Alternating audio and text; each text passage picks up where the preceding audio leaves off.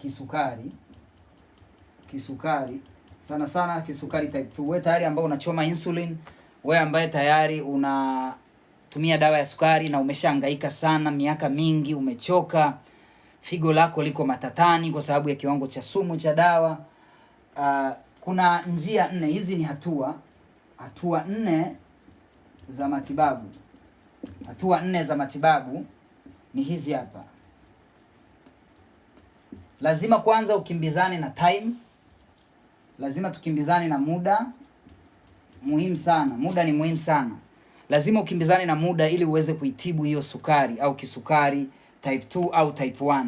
Kongosho liwe sawa, mwili uweze kutumia insulin, lazima ukimbizane na muda. Hii niloshika, hii ni dawa 2 za sukari za siku 120 kwa wewe kuwa sawa kabisa. Kwa sababu angalieni, hii changamoto unayoona hapa ni ya sukari, hii changamoto unayoona hapa juu ni ya sukari.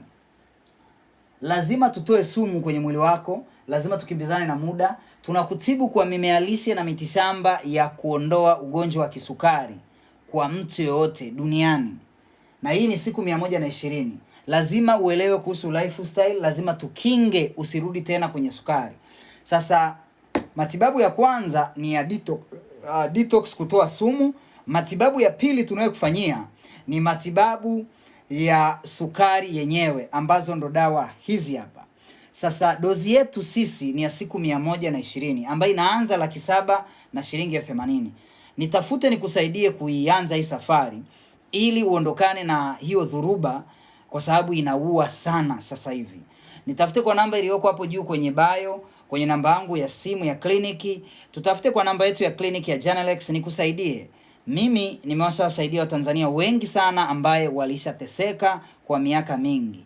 Karibu sana, tuwasiliane leo. Andika neno nahitaji, andika neno health. Andika neno health kwenye DM.